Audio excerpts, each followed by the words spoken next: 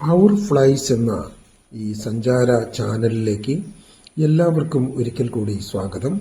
നമ്മൾ വളരെ ആസ്വദിച്ച് കണ്ട സൗത്ത് ആഫ്രിക്കയിലെ ഒരു പ്രധാനപ്പെട്ട സ്ഥലമാണ് Nelson Mandela square. Nelson Mandela square എന്ന് പറയുന്നത് ഒരു പാർക്കും എല്ലാം ചേർന്നതാണ്.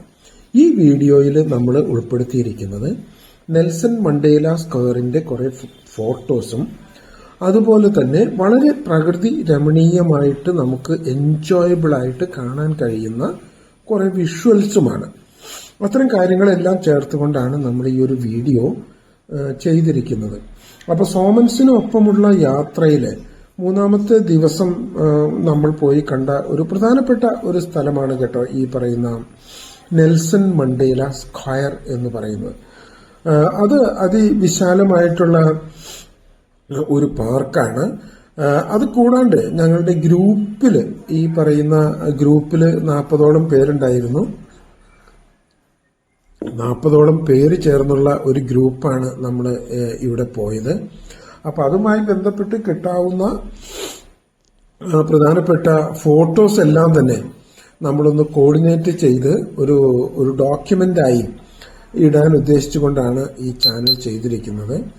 ഇപ്പൊ ആർക്ക് വേണമെങ്കിലും നോക്കിയാൽ പോലും സൗത്ത് ആഫ്രിക്കയിലെ ചില വണ്ടർഫുൾ ആയിട്ടുള്ള കാഴ്ചകള്, വിഷ്വൽസ്, ഇപ്പൊ യൂറോപ്പിനോടൊക്കെ കടപിടിക്കുന്ന, യൂറോപ്യൻ സംസ്കാരത്തോട് കടപിടിക്കുന്ന, അല്ലെങ്കിൽ യൂറോപ്പിന്റെ ഹൈജീനോട് കടപിടിക്കുന്ന, അല്ലെങ്കിൽ യൂറോപ്പിൽ കാണുന്ന ലാൻഡ്സ്കേപ്പുകളോട് കടപിടിക്കുന്ന അത്രയേറെ വിശേഷപ്പെട്ട ഒരു സംവിധാനം, ഒരു സ്ഥിതി തന്നെ നമ്മുടെ ഈ പറയുന്ന സൗത്ത് ആഫ്രിക്കയിൽ നിലനിൽക്കുന്നുണ്ട്.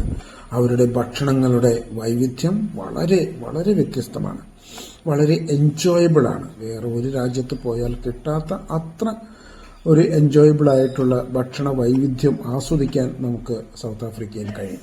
അതുപോലെ സൗത്ത് ആഫ്രിക്കയിലെ സായാഹ്നങ്ങള് അതിമനോഹരമായിട്ട് തന്നെ നമുക്ക് അത് കാണാൻ പറ്റും.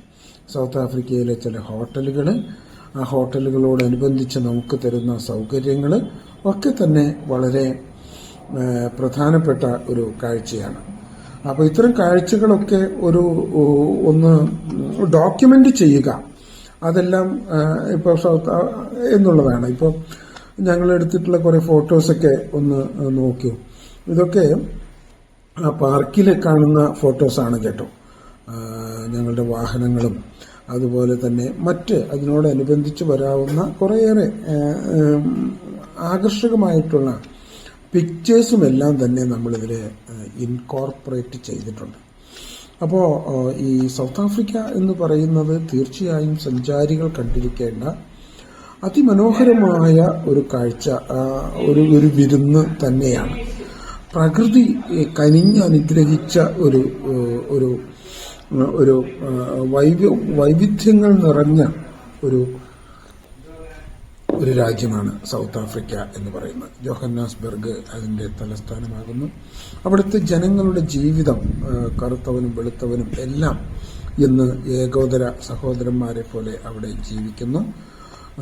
നമുക്ക് ഈ വർണ്ണവിവേചനമൊക്കെ ഇന്ത്യയിൽ, ഈ ലോകത്ത്, ഇന്ത്യ എന്ന് പറയണ്ട, ഈ ലോകത്ത്, ഇന്ത്യയിലൊക്കെ നിന്നിരുന്നു, കേരളത്തിൽ നിന്നിരുന്നു, നമുക്കൊക്കെ അറിയാം. ഈ ലോകത്ത് അതിന്റെ ഏറ്റവും അഗാധമായ തലങ്ങളിൽ നിലനിന്നിരുന്ന ഒരു രാജ്യം ആയിരുന്നു എന്നും സൗത്ത് ആഫ്രിക്ക. അവിടുത്തെ കറുത്ത മനുഷ്യരെയൊക്കെ അടിമകളായി വെച്ച് ചന്തയിൽ കൊണ്ടുപോയി വിറ്റ് പണം വാങ്ങിയിരുന്ന ഒരു മനുഷ്യത്വരഹിതമായ വ്യവസ്ഥ.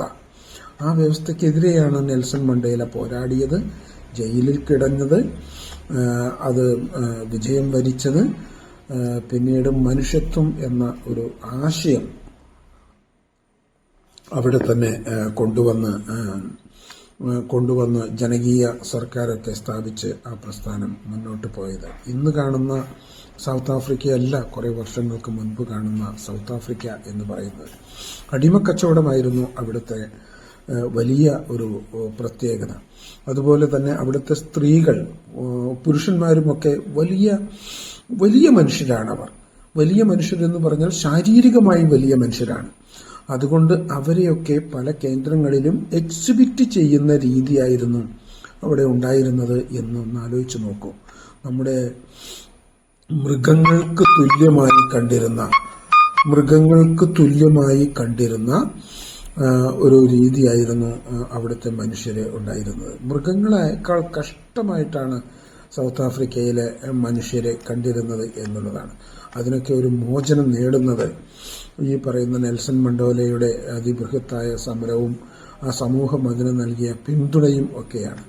അപ്പോൾ ഈ ആകർഷകമായ ഒരു രാജ്യം, ആ രാജ്യത്ത് നിലനിന്നിരുന്ന എല്ലാ വർണ്ണ വിവേചന വ്യവസ്ഥകളെയും അട്ടിമറിച്ചുകൊണ്ട് മാറ്റി നിർത്തിക്കൊണ്ട് അതിബൃഹത്തായ ഒരു സംസ്കാരം അവിടെ നിലനിന്നിരുന്നു. ആ സംസ്കാരം പുനരാവിഷ്കരിക്കുകയും അത് സാധാരണ ജനങ്ങൾക്ക് പങ്കുവെച്ചു കൊടുക്കുകയും ചെയ്യുക എന്നുള്ളതാണ് ഈ സൗത്ത് ആഫ്രിക്കയിൽ നാം കാണുന്ന ഒരു കാഴ്ച. ആതിഥ്യ മര്യാദ എന്ന് പറഞ്ഞാൽ ഇത്രമാത്രം ആതിഥ്യ മര്യാദ കാണിക്കുന്ന രാജ്യങ്ങൾ വളരെ വളരെ കുറവാണ്.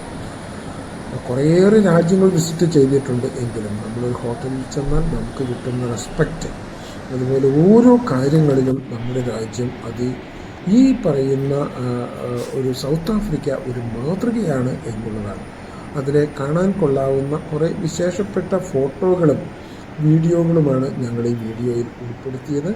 ഇതുപോലുള്ള വീഡിയോസ് എല്ലാം തന്നെ നമ്മൾ ഈ ചാനലിൽ ഇടുകയാണ്. എല്ലാ സുഹൃത്തുക്കൾക്കും തങ്ങളുടെ ഒരു മെമ്മറിയോ അല്ലെങ്കിൽ ഈ രാജ്യത്തെക്കുറിച്ചുള്ള ഓർമ്മകളോ പങ്കുവയ്ക്കുവാൻ കഴിയുന്ന തരത്തിലാണ് ഈ വീഡിയോ സെറ്റ് ചെയ്തിട്ടുള്ളത്. എല്ലാവരും ഈ വീഡിയോ കാണണം. ഈ ചാനൽ സബ്സ്ക്രൈബ് ചെയ്യാത്തവർ കഴിയുമെങ്കിൽ, വിരോധമില്ലെങ്കിൽ ഒന്ന് സബ്സ്ക്രൈബ് ചെയ്യുക.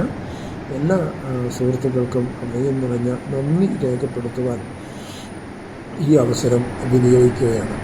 ഇതിൻ്റെ ഫോട്ടോസാണ് കൂടുതലെന്ന് നിങ്ങൾക്ക് മനസ്സിലായിട്ടുണ്ടാകുമല്ലോ. എല്ലാ സുഹൃത്തുക്കൾക്കും, യാത്രയെ സ്നേഹിക്കുന്ന, യാത്രയോട് ഇഷ്ടപ്പെടുന്ന എല്ലാ സഞ്ചാര സുഹൃത്തുക്കൾക്കും ഒരിക്കൽ കൂടി നന്ദി, നമസ്കാരം.